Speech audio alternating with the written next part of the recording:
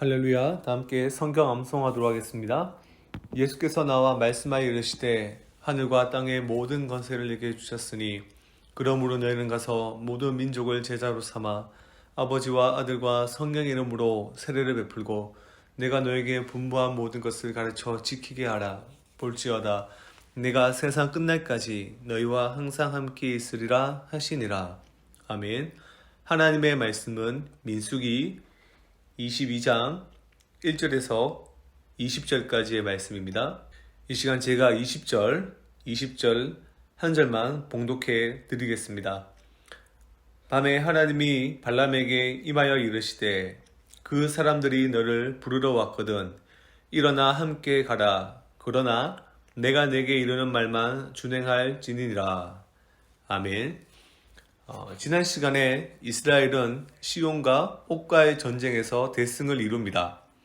승리의 원인은 하나님의 신실하심이요 하나님의 일하심 때문입니다. 그들이 가나안 입성 직전 이러한 승리를 통해 앞으로 가나안에서 만날 여러 적들도 이길 수 있다라는 용기와 격려, 믿음을 하나님께서 주신 것입니다.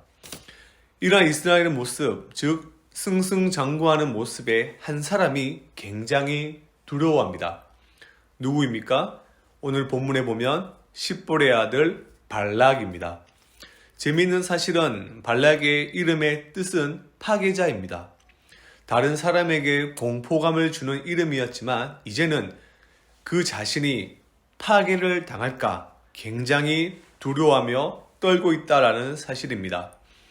발락은 자신이 시온과 옥처럼 될까봐 불안해서 선제의 공격을 생각해 보았겠지만 이스라엘 사람들의 수가 워낙 많다 보니 대항해서 싸울 수 없음을 깨달았습니다. 모압 사람들도 심히 두려워합니다. 오죽하면 미디안 장로들을 찾아가 하소연합니다. 당시 미디안과 모압은 오랜 세월 동안 좋지 않는 관계를 유지하였습니다. 그럼에도 그들에게 도움을 요청한 것은 두려움에 완전히 사로잡혔음을 의미합니다. 어떻게든 미디안의 전투력을 빌려 그들과 머리를 맞대며 연합 전선을 구축하고자 한 것입니다. 그러나 발락은 무력적인 충돌로는 도저히 이스라엘을 이길 수 없다라고 판단했습니다. 계산이 굉장히 빠른 왕이죠. 이스라엘의 파괴력이 소가 밭의 풀을 뜯어 먹음 같음을 정확하게 알고 있었던 것입니다. 그래서 그는 저주 전문가인 발람이라는 부돌의 점쟁이의 힘을 빌리기로 합니다. 발락이 발람에게 이스라엘에 대하여 말하면서 그들은 애굽에서 나온 민족이며 숫자가 얼마나 많은지 메뚜기 떼와 같다라고 설명합니다. 발락은 메뚜기 떼처럼 강한 이 민족을 자기 힘만으로는 물리칠 수 없으니 발람에게 와서 그들을 저주해달라라고 모압 장로들과 미디안 장로들에게 엄청난 복채를 주고 함께 발람을 찾아가도록 합니다. 이들의 요구에 발람은 어떻게 반응을 합니까? 예상외로 그는 바로 예스라고 대답하지 않습니다. 아마도 그는 이스라엘 하나님에 대해 어느 정도 알고 있었을 것입니다. 발람은 사실 발락의 요구를 단박에 거절했어야 합니다. 그런데 거절은커녕 사절단을 하룻밤 머물게 합니다. 심지어 그는 하나님께 물어보겠다라고 말합니다. 발람의 질문에 하나님께서 그에게 너와 함께 있는 이 사람들이 누구냐라고 물으십니다.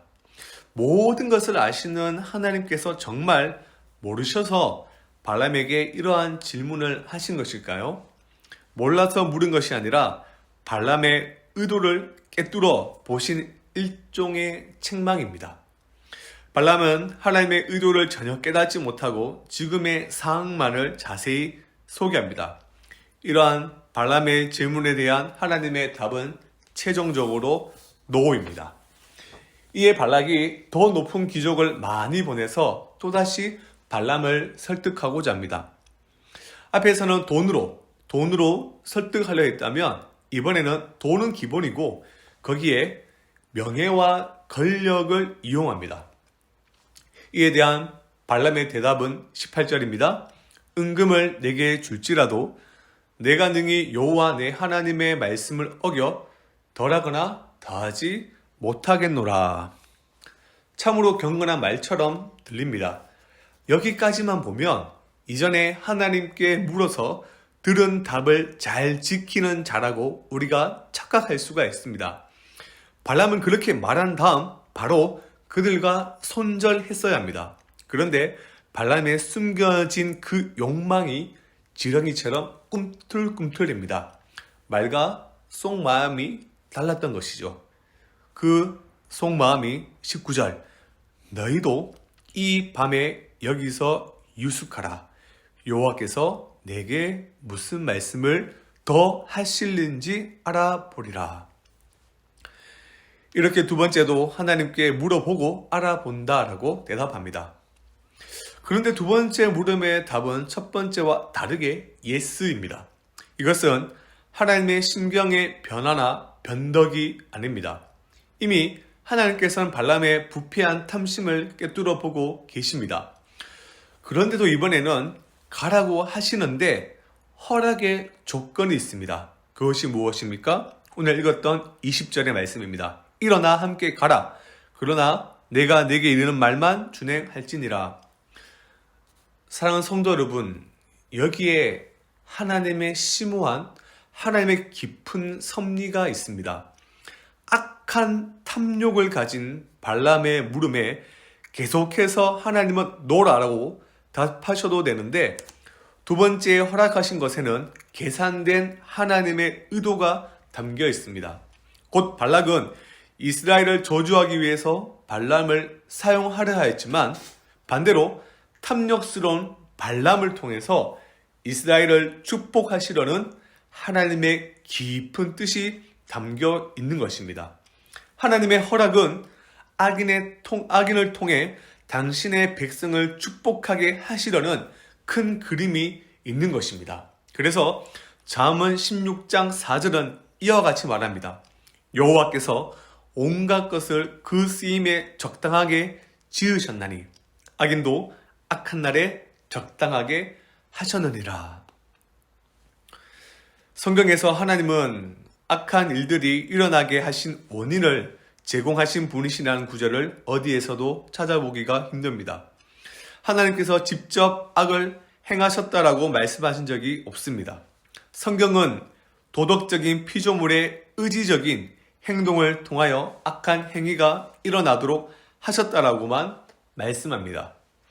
그들의 악함을 하나님께서는 선하게 사용하실 뿐입니다. 이것을 우리는 성경에서 쉽게 발견할 수가 있습니다. 바로 요셉의 이야기입니다. 요셉의 형제들이 요셉을 시기하고 미워하고 죽이기를 원했고 결국 그를 구덩이에 집어넣고 마침내는 애굽의 노예로 팔아버리는 악을 행하였습니다. 그러나 요셉은 하나님의 섭리를 알았기에 형들에게 어떻게 말을 합니까? 창세기 45장 5절입니다. 하나님이 생명을 구원하시려고 나를 당신들 앞서 보내셨나이다.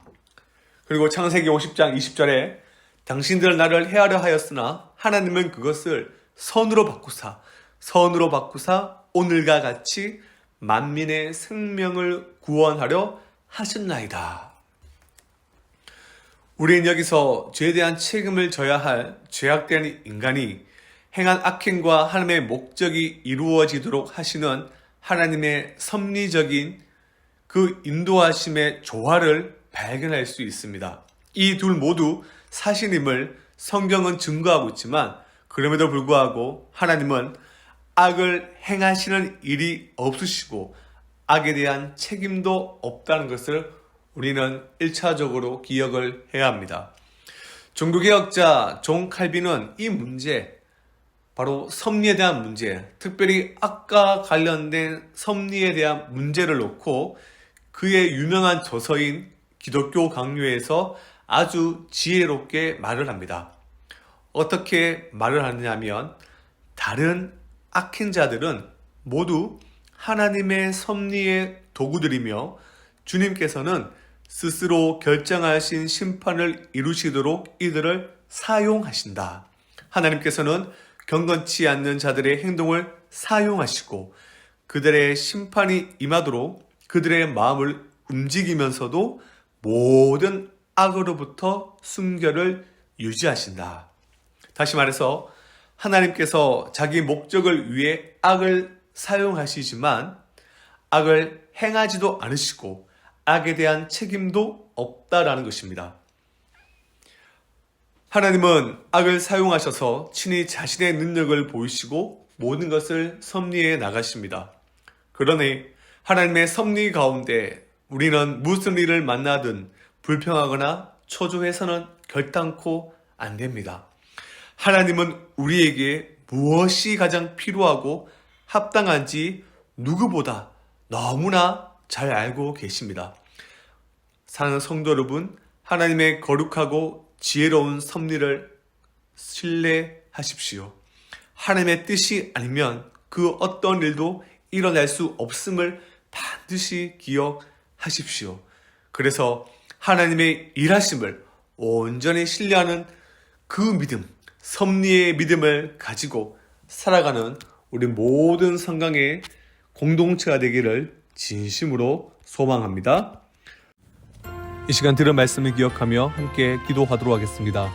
보이지 않는 손으로 일하시는 하나님을 온전히 신뢰하는 믿음을 가지고 살아가게 하여 주시옵소서.